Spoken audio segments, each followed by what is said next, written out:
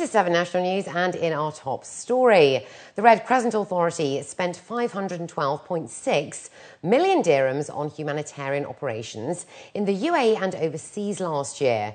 That's what the agency reported today. According to news agency WAM, a total of 346 million dirhams was spent on the agency's operations in 50 countries last year to help thousands of families affected by natural disasters and conflicts. Relief operations launched by the RCA in 29 countries in 2011 cost more than 51.6 million dirhams, with Somalia, Libya and Pakistan as the main beneficiary countries.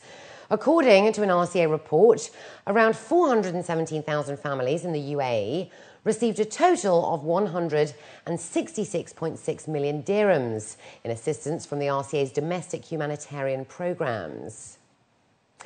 The UAE has unveiled a green site master plan for its bid to host the 6-month 2020 World Expo. According to a local paper, the site plans were unveiled in Paris and will cover the Dubai Trade Centre and Jebel Ali for easy access for an expected 25 million international and local visitors. Reem Ibrahim Al-Hashimi, the UAE Minister of State and Managing Director of the High Committee for hosting the 2020 World Expo in Dubai, was quoted as saying that the 438-hectare site will be one of the largest ever used for a World Expo, that they are looking to serve as a permanent attraction beyond 2020. At the core of the proposed site is an open plaza called Al Wasl, the Connection, with 3 main zones that branch out under the themes of sustainability, mobility and opportunity. Walkways will boast the use of solar energy and will contribute nearly 50% of the power requirements that are needed for the Expo. The UAE and Bahrain have the highest level of economic freedom in the Arab world, according to a new report. The report released by the Fraser Institute assessed the region's financial security, market regulation and freedom of international trade. The UAE came in at the number 2 spot last year and is now joint first with Bahrain. A good stretch of the Sheikh Zayed Road was dressed in blue early on Friday morning as over 13,000 people joined the UAE's 4th annual Beat Diabetes Walkathon in the UAE. The UAE contributed to over 45,000 people across the GCC and India for the joint Beat Diabetes Walkathons to raise awareness. Here in Dubai, organised by the Landmark Group, the walk was flagged off by international cricketing legend Wasim Akram, who is also a diabetes sufferer, from the Oasis Centre. In its 4th year, the walkathon was preceded by a 2-week wellness festival at the Oasis Centre to raise awareness on managing diabetes. Medical experts from eye care clinics partnered up with LifeScan Johnson & Johnson to administer free blood glucose tests to mall visitors. According to new figures released by the International Diabetes Federation, the number of people living with diabetes globally has risen to 371 million this year. That's compared to 366 million in 2011. 1 in every 9 adults has diabetes in the Middle East, a number that is also set to rise. Officials stated that this year's turnout has been extremely encouraging, with their main mission to urge people to adopt a healthy and active lifestyle. My advice would be very simple and straightforward. If you have diabetes, there's no 2 ways about it. You have it, you have it. So, manage it. Listen to your doctor.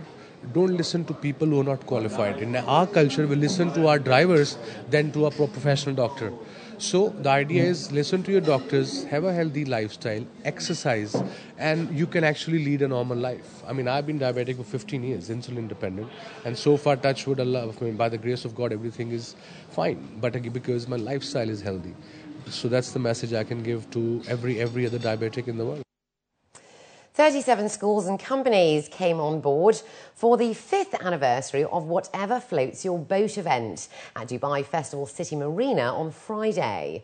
A grand total of 116,000 dirhams was raised through the event and was donated to the Emirates Wildlife Society in association with the World Wildlife Fund in order to support its marine turtle conservation project. The gala was organised by the Intercontinental Dubai Festival City and Dubai Festival City Mall, where teams of schools and companies built rafts from recyclable materials in different creative shapes, which they used to race in the festival centre canal. Schools entered for free and companies paid a registration fee of just 7,000 dirhams. The companies who couldn't make a boat sponsored a school instead for the same amount and took out sponsorship of the event. It's an amazing event. It's now the 5th year in a row that we are organizing this event. It's a great opportunity for companies and schools and the Dubai community to introduce the concept of recycling materials and to really get some extra attention to this amazing cause. This year we have 10 schools participating with 26 teams, which is amazing. Knowing that we came from 12 teams only in the first year. And in addition to that, we have 11 companies that participate. So a total of 37 teams. It's amazing. We are looking at 3 categories. We're looking at the fastest boat in the canals of Festival City. We're looking at the best costume design and the best boat design. There's 3 prizes. It's really great because a lot of schools are involved as well. And so the initiation of the schools to take part, as well as the conversations that take place in sourcing the recycled material, it all has a spiral effect. And alongside of that, the proceeds are going to the Marine Turtle Conservation Fund. And so they're learning about marine ecosystems and the importance of marine turtles as well along the way. We're actually in the 3rd year of the project now, and we've tagged 75 female hawksbill turtles over the last 3 years, post-nesting, and we're mapping their migration pattern as well as their foraging grounds for research and conservation. The 17th edition of the Dubai International Jewellery Week came to a close today, outperforming last year's edition as over 320 jewellers from 20 different countries gathered to attend the event. Organisers were looking for the show to be one of the largest in the region and are looking for a 5 to 10% rise in visitors this year, a figure that will be released later in the week. The international team behind the luxury brand Jewels Designed for You announced their expansion into the Middle Eastern market at the event and highlighted the importance and potential of the Middle Eastern market for its bespoke jewellery creations, custom-made designs and precious metals. Each piece is unique, exclusively handmade with fine hand craftsmanship, and the style is classic with a contemporary twist. What we add to this market is that we bring the luxury close to the customer. With this, I mean that we discuss with the customer, we understand their needs, we propose our solutions. So in the end, every piece we produce is strongly personalized and unique for every person. We believe that the market here is home for very important professionals. And to this, we only add the fact that we bring the high-end jewelry at a personal level.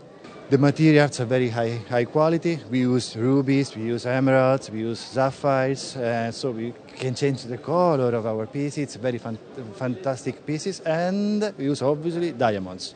All the pieces we have in our collection, the royal collection, is with diamonds, and then we can also have with rubies, with emeralds, or with sapphires. It depends. Okay, and we decided to focus on our motto. Our motto is the luxury.